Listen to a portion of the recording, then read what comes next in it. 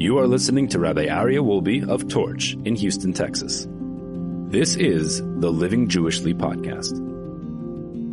All right, welcome back, everybody. Welcome back to the Living Jewishly podcast. Today's mitzvah, today's halacha that we're going to discuss is the laws of Tefillin, Phylacteries. Tefillin is a very, very special mitzvah. It is one of the dearest mitzvahs to my heart. I don't know why, but since I was bar mitzvah, tefillin have just been like the most precious mitzvah to me. And I'm like a little bit of a fanatic about my tefillin, about them being absolutely perfect. I bring them to be checked probably a little bit too frequently. You're supposed to check them twice every 7 years. And I probably check them more frequently than that. And that's because they're so precious and so important to me that I want to make sure that they're always in a perfect state of kosher, and, hopefully one day I'll be able to fulfill this mitzvah properly the way the Almighty wants us to. But I thank Hashem that I've had the privilege of putting on my tefillin every single day since my bar mitzvah, and I hope that for the rest of my life I continue to have that merit. The Torah commands us to wear tefillin 4 times throughout the Torah. 2 when recalling the Exodus, and 2 in the Shema.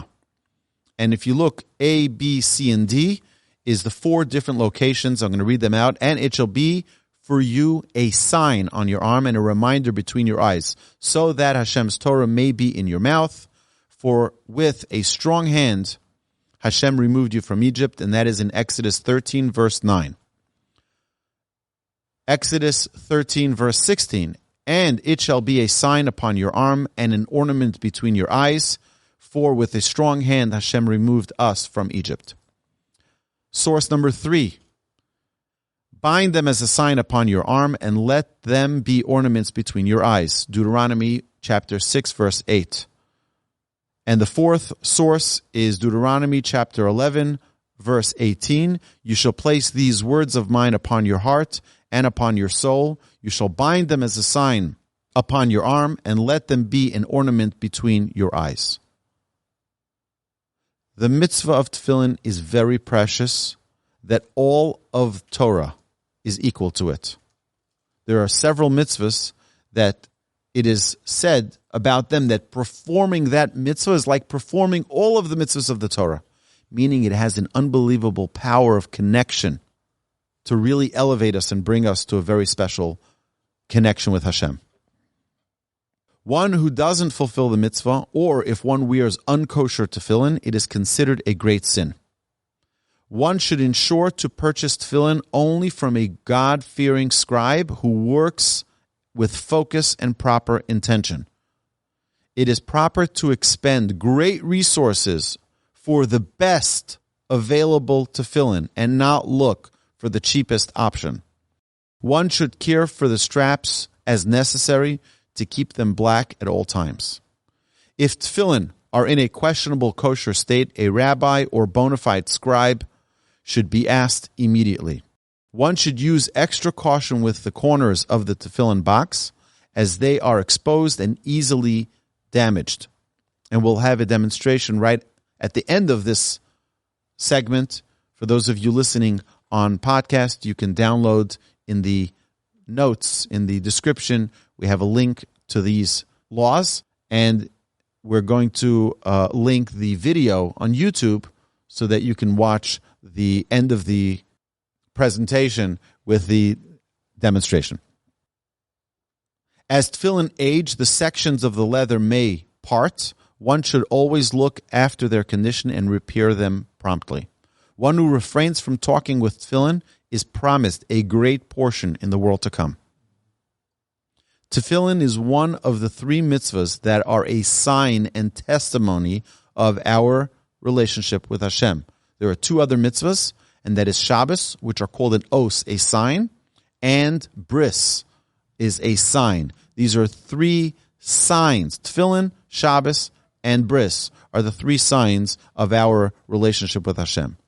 The head tefillin. Now, I'm going to call it the head tefillin and the hand tefillin to discern between the 2. The head tefillin has shins on both sides, as we'll see shortly, and should be revealed when wearing them and not be covered. So if someone is wearing a talus, the talus shouldn't cover over the head tefillin because there are the shins on both sides of the head tefillin, and they need to be shown as a great testimony.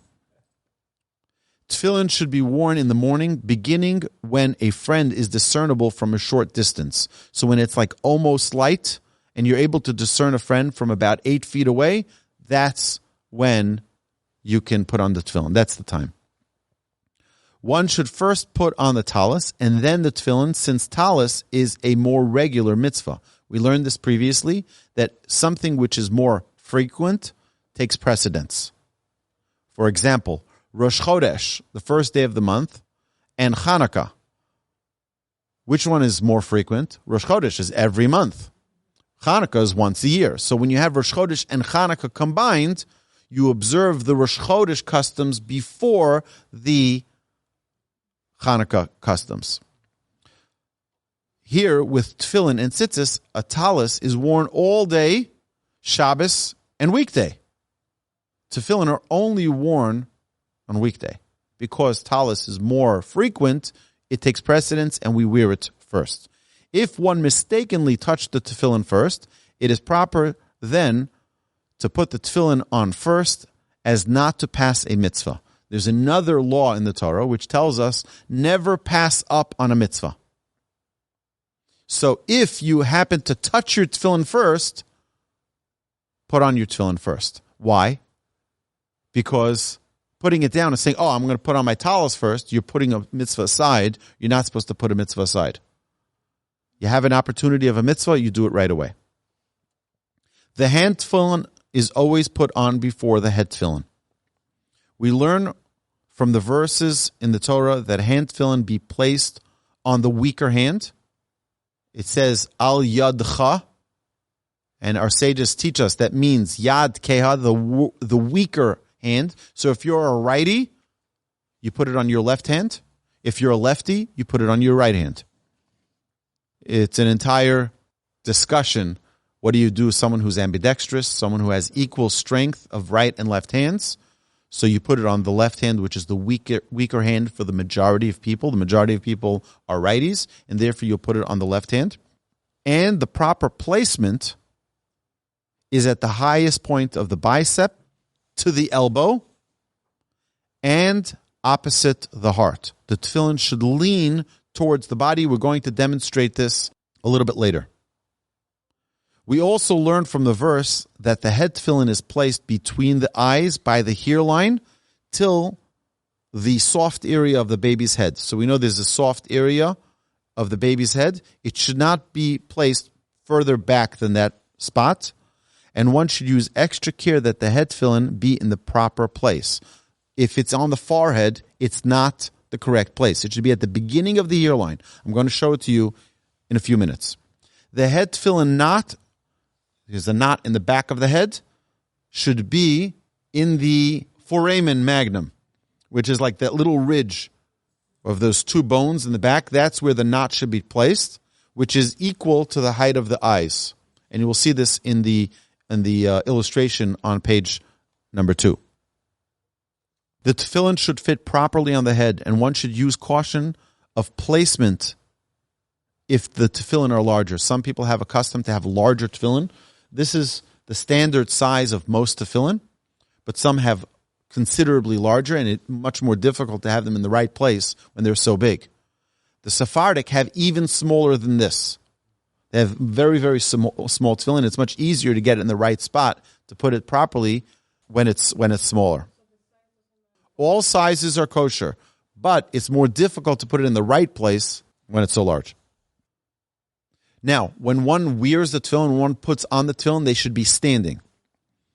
When removing the tefillin from the bag, it should be done by hand and not by shaking the tefillin out of the bag, which would be a sign of disrespect. It means don't take the tefillin that are in the bag and shake it out like that. Put your hand in and take it out with respect and dignity.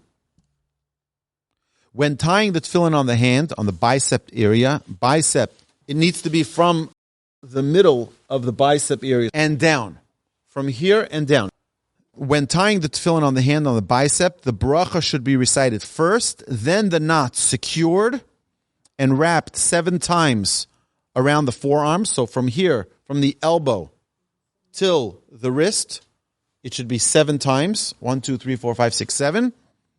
And then immediately place the head tefillin on the head, recite the second blessing, and then secure the head tefillin in the proper position. While securing the head tefillin, Baruch Shem is recited. And finally, after the head tefillin is secured properly, the hand tefillin is fastened around the fingers, 3 times around the middle finger, 1 on the middle knuckle, and twice, 1 circle around the middle knuckle, and twice around the first knuckle closest to the palm. While securing the hand straps, one should recite Ve'erastich li. So, when placing the hand tefillin on the bicep muscle, on the left arm, and before tightening it, we say, Baruch atah Hashem Elokeinu melech haolam asher kidishanu b'mitzvosav v'tzivanu lehaniach tefillin. Blessed are you, Hashem, our God, King of the universe, who has sanctified us with His commandments and has commanded us to put on tefillin. We knot the tefillin on our arm, we strap around our arm 7 times, and then place the head tefillin on our head, between our eyes, and say, Baruch atah Hashem Elokeinu melech haolam asher kidishanu b'mitzvosav v'tzivanu al mitzvas tefillin. Blessed are you, Hashem, our God, King of the universe, who has sanctified us with His commandments and commanded us concerning the mitzvah of tefillin. With the head tefillin in place, we say, Baruch Shem kavod malchuso olam va'ed. Blessed is His name, whose glorious kingdom is forever and ever. And then, when wrapping the 3 wraps around the finger and the subsequent wraps around the palm, we recite, Ve'erastich li le'olam, ve'erastich li b'tzedek u'v'mishpat, b'chesed u'v'rachamim, ve'erastich li be'emuna v'yadat es Hashem. And I will betroth you to me forever, and I will betroth you to me in righteousness, in justice, in kindness, and in mercy. And I will betroth you to me in faithfulness, and you shall know Hashem. So now, if you look at page number 2, I want to just, on the top left, we'll start from the top left and we'll work our way down. So there are 4 main parts of the tefillin. There's the bayit, which is the house of the tefillin. Now, inside here, if you look, there's 3 ridges. There's 4 different compartments. In each one of these compartments, as you can see on the bottom left and then on the bottom right, there is a little scroll in there, folded up and placed in each one of these 4 compartments. The 4 portions that we spoke about earlier are the 4 portions that are placed in here, that are placed inside these tefillin. So this is the bayit. If you notice, there's the shin. I'm going to do it so that the camera can see the shin. One with 4 legs and one with 3 legs on both sides of the tefillin. This is called the titura, which is, I guess, the base of the tefillin. There's the ma'avarta, which is the bridge, where the string goes through, where the strap goes through. And then this is called the ritzua, the straps. Now we have the knot. This is the head tefillin. There's the knot that's on the end of the head tefillin. And then on the hand tefillin, there's also a strap, and there's also a knot that needs to be always touching the house. There are 2 houses. Each one of them, they're identical, except this is 4 compartments. The head one has 4 compartments, 4 separate compartments, and the hand one has 1 big compartment, and all 4 portions are on 1 scroll. Here they're on 4 separate scrolls, placed in separate compartments, and here they're 1 long scroll rolled up and placed in here. Now, if you notice, we said there's the shin. We have the shin here. If you look here at the bottom, this is the shape of a dalid. The knot is a dalid. And here, the knot by the tefillin of the hand is a yud. That would be the name of Hashem. The shin, the dalid, and the yud. And that you can see on the top right, the illustration here of Hashem's name is the shin, dalid, and the yud. The next is the hand tefillin. Important for us to constantly remind ourselves that this knot, this yud knot, should always be touching the box. Now, if you'll look very, very carefully, you'll notice that there is a little gid. A gid is a sinew from the animal that this was actually made of. Parchment is made from an actual animal. This is hide of an animal. It takes a long time for them to press it properly, to put it into these molds, and it's with a tremendous amount of pressure that it becomes so perfectly square. A lot of hard work, a lot of time to get it into the exact size, exact shape that it needs to be. I'm talking about this, the actual box. The paper is also of hide. Now, it needs to be perfectly square, which is why we're going to be very careful with the corners. Because if you bang this on the desk, you bang it, for example, when someone wears the tefillin on their head and they bow for the amidah, sometimes you can hit a wall. Got to be very careful about it. With tefillin, you have to be extremely, extremely careful because it could get dented, and then you need to go bring it to a sofa and repair it. Also, it needs to be completely black. You need to ensure at all times that it's black and that it's not fading. Okay. If you look at the diagram over here in the middle, on the left, you see how the tefillin are placed on the arm and how they're tied around the palm. If you look on the diagram in the middle on the right, that shows the exact positioning of where the tefillin should be on the head, at the beginning of the hairline and back, and then on the knot in the back, if you see the equal spot that it should be aligned with the height of the eyes. And then if you look at the bottom diagrams, you'll see the 4 different slots that are in the shel rosh of the head tefillin. And there are 2 different opinions. There's the very popular, the most popular. If you look over here, it says Rashi on the bottom here. These are the casings for the Rashi tefillin. And there's also Rabbeinu Tam. There's a difference of opinion. Everyone agrees with Rashi. Some also put on another pair of tefillin, which are according to Rabbeinu Tam, and it's a different order of how the portions are laid out. But it's the exact same portions, but a different order. And you can see that in the bottom right. Now, just for a little demonstration here. So these tefillin, I must give a disclaimer. So everything is in deep Kabbalistic source. Very deep Kabbalistic source. There's an entire book I recommend you read by Rabbi Aryeh Kaplan on tefillin. It will blow your mind. It is an amazing book. You can find it in the Rabbi Aryeh Kaplan anthology. We have a copy of it here in our magnificent Torch library. Okay, so here's the tefillin of the hand. Now, the tefillin of the hand, this is made for lefties, so it would be put on the right hand. So the knot is facing towards the heart. But if it would be for a righty, the knot would be on the other side.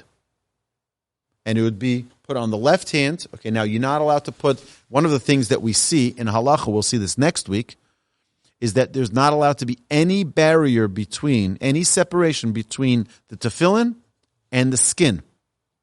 Not a shirt, got to be careful, not a watch, not a Band-Aid. Now, if someone has a cast on and you can't remove it, then you do the best you can. But it's proper for the tefillin to be on the flesh, on the skin. So imagine now, not good for the demonstration, that the knot is on the other side, and it would be placed right over here, the middle of the bicep, and you would have about 2 fingers space between the tefillin and the elbow. Okay? Now, I tie it over here. Some tie it. Again, there are 4 different customs in how tefillin are actually placed, meaning not where they're placed. Everyone agrees on where they're placed, but how they're tied. And then, as I'm ready to make the knot, I recite the blessing. And then start putting, now, also in the custom, there's 2 ways you can knot it. You can knot it up towards the heart, and there are others who do it up away from the heart, meaning coming back underneath the arm to the heart. Again, there's Ashkenaz is the vast majority of people in the world today observe the Ashkenaz custom and do it up to the heart. Then, once the tefillin are fully on, the hand tefillin are fully on, then we take very carefully, we take the head tefillin, and we place them into position on our head. Now, very important that when they're placed on the head, that they're placed right in the middle. Right in the middle. So you'll see people in shul do this because they want to make sure that it is perfectly aligned with the center. Also, you check where the beginning of the hairline is, and that's the position, the exact position that the tefillin should be in. It should not be over here. Okay, that's the wrong place for the tefillin to be. It should be up there. Then, after it's secured properly, this one is not fit for my head, but once it's placed properly, then you can recite the blessing of the shorosh. We're going to learn more next week about exactly how we take them off and what we do throughout the process of prayer while our tefillin are on. Now, it used to be the custom that people would wear tefillin all day. But because today people aren't able to concentrate and keep a clear mind while wearing tefillin, we don't wear it except for when we're praying the morning prayers. If someone doesn't pray the morning prayer, you should still put on your tefillin every day, except Shabbos. Put on your tefillin, say the Shema, and take it off. Important, another very important thing is not to talk, not to say a word that's not necessary between putting on the tefillin of the hand and the tefillin of the head. You're not allowed to have any type of interruption. Okay, my dear friends, thank you. Thank you for joining us today. Thank you for listening to this Living Jewishly podcast. And we will link below the YouTube video and the notes for this class so that you can follow along as you're listening and or watching this presentation. My dear friends, have a great Shabbos. Thank you so much, and happy tefillining.